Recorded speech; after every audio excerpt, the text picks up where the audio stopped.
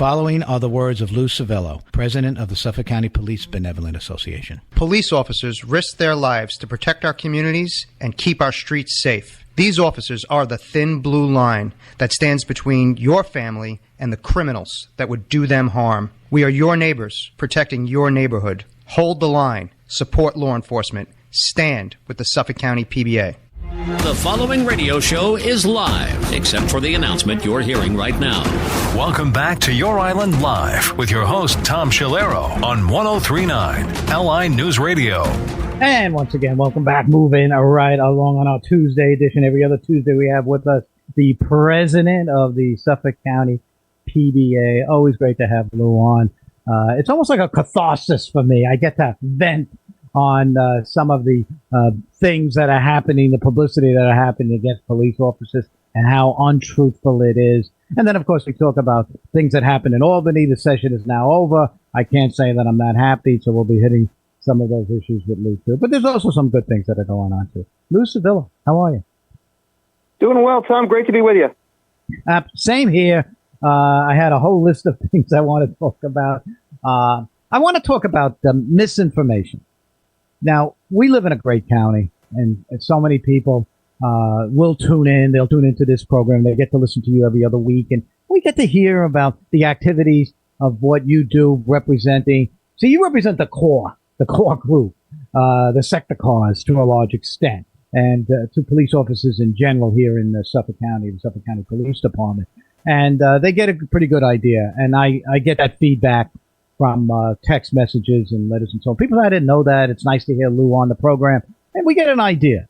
You know, when they're out there and they see a sector car patrolling their neighborhood, they know what that means. And it means something real good. It means that we're being kept safe.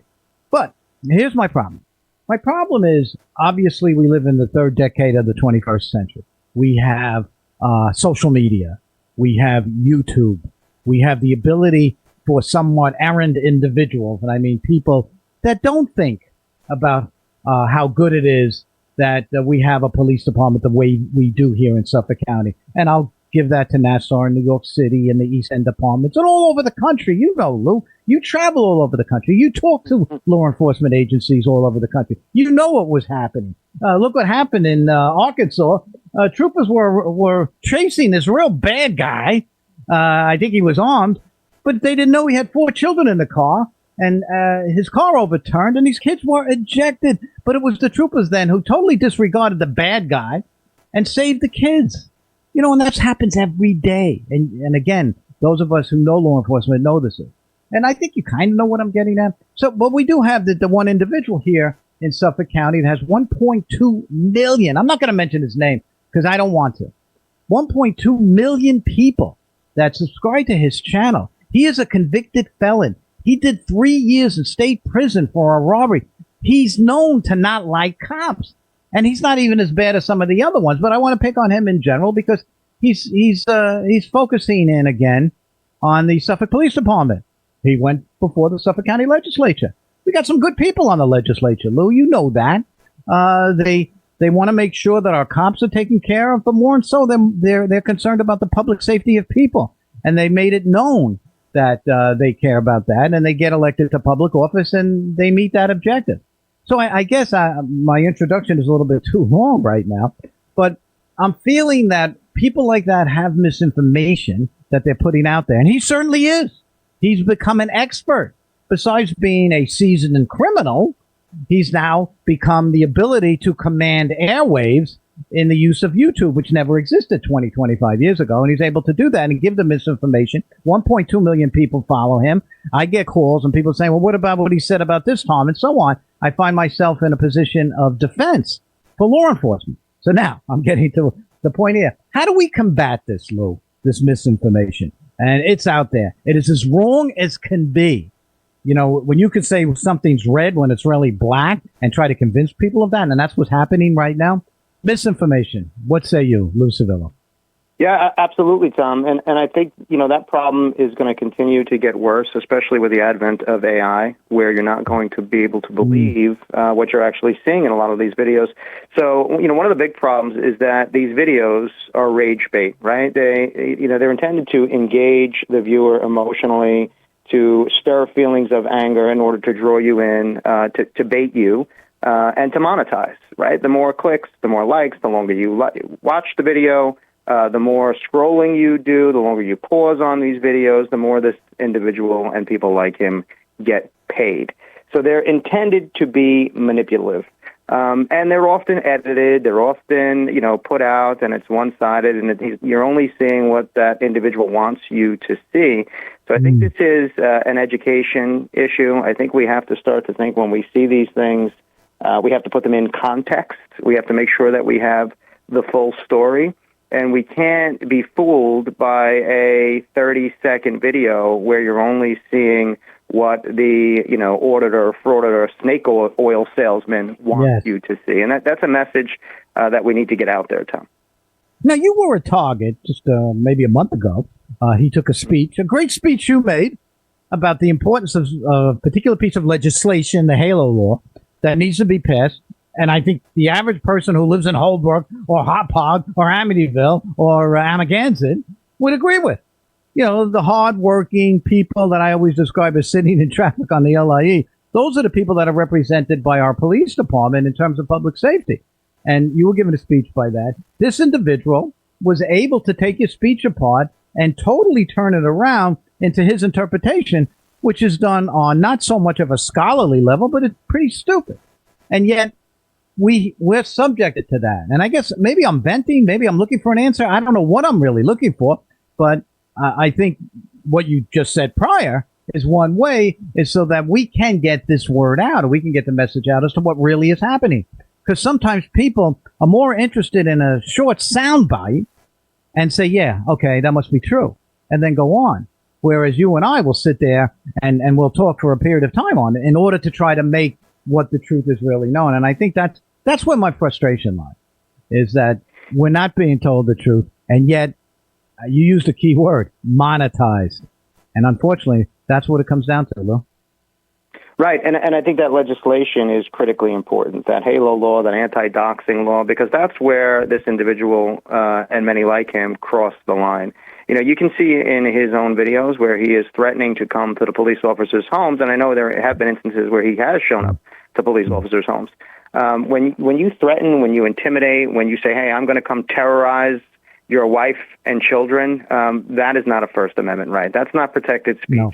That is something where we need legislation in this state to make sure that you end up in handcuffs, especially a convicted criminal that threatens these things like we just had, right, Tom? We just had, and we did a press release on this.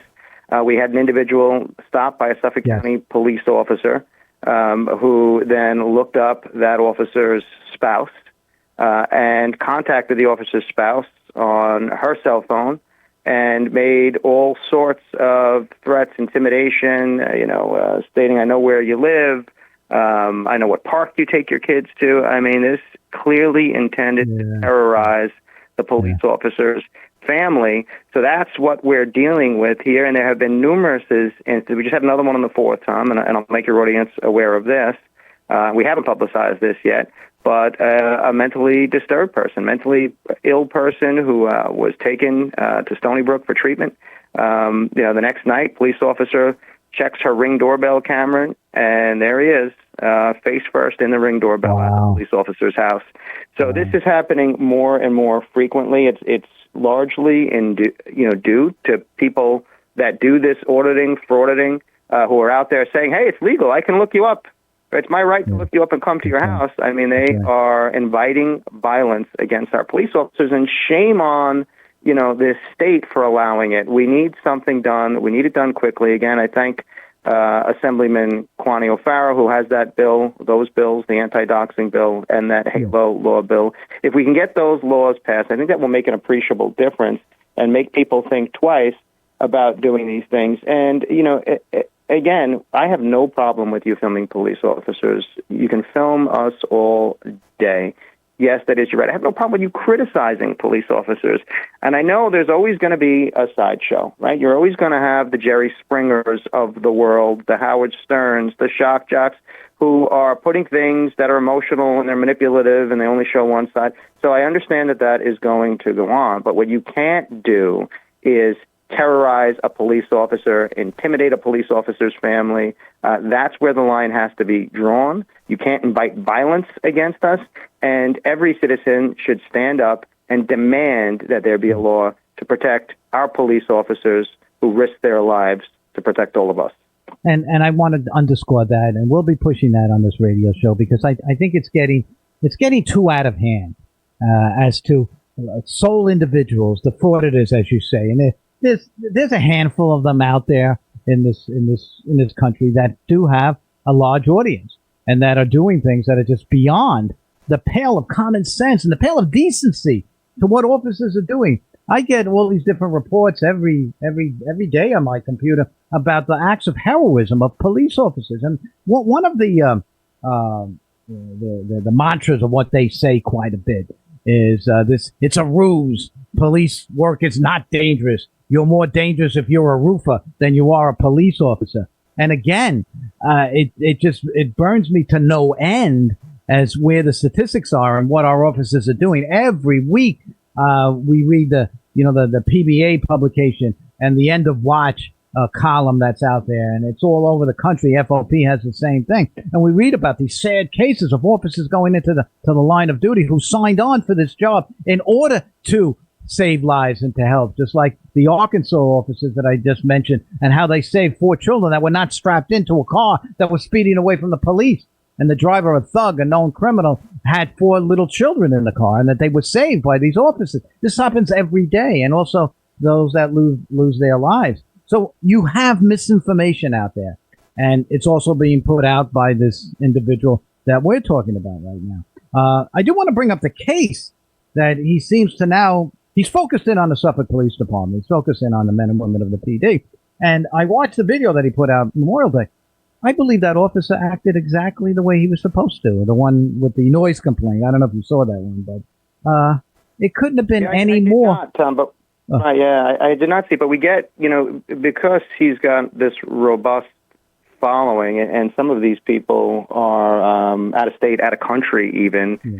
And they message our page. Now, I don't know if they're being directed to do that or not, but we'll get messages about we need more murdered cops, things that are just vile and disgusting from this sick fringe following that he has.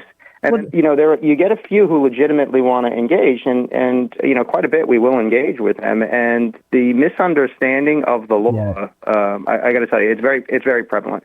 So in a noise complaint, as you know, Tom, right? If there's a noise complaint at a home and a police officer arrives and they knock on the door and no one answers, that officer has a duty to investigate, right? We don't know if somebody's having a heart attack inside. We don't know if it's Rex Heuermann and he's got a murder torture room in his basement and someone is being attacked, right? So if you're a police officer, right, you're going to do your due diligence. You're going to knock on that door. You're going to try to peek in the windows. You're going to walk around the backyard, check the back door, make sure that nobody's dying inside. That, again, it's not even a choice. That's your duty. It's not even a matter of whether or not you have the ability. Of course, not only do you have the ability to do that, you are required to do it as a police officer. So when you have an individual who refuses to answer the door, who may have set up the noise complaint themselves, and I'm not saying that's the case here. However, we know that they make money off these things, right? So they want these interactions. Think about your audience. Think about how often they have interactions with the police. Probably almost never, right? This individual has interaction after interaction after interaction. That's not an accident, right? This is being done purposefully to antagonize. And you see when he interacts with police officers, he's doing everything he can to escalate the situation, to inflame the situation. That's being done intentionally, right? That's being done because he wants the rage bait. This shouldn't be legal. If your career is harassing police officers, threatening police. Nope, we got Lou. Do we have you? I'm back, Tom. My apologies. Oh, okay. Yeah, I just wondering what happened. But you were making a good point with this, because this, the whole idea is, and the mere fact I'm learning for the first time from our conversation, that his immense following, which I don't know what type of people really follow him to the extent that they do. I know there's a lot of them, will take it upon themselves to take his view as the gospel and call the area of concern there's been police departments all over the country that have been harassed by his followers. And of course, my concern is what's happening now in terms of the fact that he now wants to focus in on the Suffolk County Police Department, a police department that people out there right now who listen to this program, we love our police department. We love the fact that of how hard they work and the fact that they keep us one of the lowest crime rates in the area. But that's a concern. And I think it is a concern, Tom. And I tell you, we get threats of violence to our pages. And I can tell you, even when those people are out of state, we do investigate and we will prosecute them for doing that. You're not going to call a police department or a PBA and threaten violence, plain and simple. And I'm sure he's got some viewers that are just regular people, but I can tell you he also has the lunatic fringe that seems to follow him. And again, it's not limited to him. I think there is a lunatic fringe out there that follow quite a few of these people who enjoy the harassment of police officers who get off on it. It's disgusting. It's shameful. And it needs to stop. And again, when it crosses the line, when it steps over that line to inviting violence, that's when it should be prosecuted. Exactly. And, I mean, amen to that, because that's his whole, I think his whole objective is to get his listeners to delve in, to follow his lead. He has no credibility with me, but it even got worse when he went to police headquarters and he went to the museum at the police headquarters. I've been in there numerous times. I love that place. I love that little museum that is set up at police headquarters because it shows you the history of the Suffolk County Police Department beginning in 1960. I know a lot of the different displays that are there. I talk about a summons that was issued in 1937 by a Brookhaven cop who managed to have it. And he issued a speeding ticket, and this is at display in that museum. I think it's just wonderful. And he said, imagine this officer was an old man in 1960, but he issued the summons in 1937. And he said that, can you imagine my surprise when I looked at that summons again, and I issued a summons to a man by the name of John F. Kennedy from Hyannisport, Massachusetts in 1937. And that's on display. I think that's wonderful stuff. This individual we're talking about degraded that museum, which is a great museum, which the PBA had a big part in putting together and so on. I've spoken to so many different people that shows the history of Suffolk County. He degraded it as nothing more to the monument of the corruption in Suffolk County. That made me sick. Yeah, well, I mean, it's not surprising that somebody would have no respect or reverence. I mean, that's right where our memorial is as well. Yes, you were saying before about this nonsense we're roofing. Yeah. I can tell you, I swung a hammer before I became a police officer, and I don't want to diminish those professions in any way because they make the country run. However, in my years in construction, I never once saw a memorial to dead construction workers. There are quite a few names on our memorial of people who made the ultimate sacrifice protecting this county, and of course, our national memorial, protecting this country, yes, where we have police officers that died in the line of duty. So there's no comparison. This job is incredibly dangerous. And even if you make it out of this job with your life, you're going to have some scars, both emotional and physical. It takes a toll on you. We just had a suicide recently, Tom, in the Suffolk County Police Department. And that's something that breaks my heart because I know what these people go through. I know what they give. I know what they sacrifice. I know the weight they carry for everything that they see, the worst of humanity.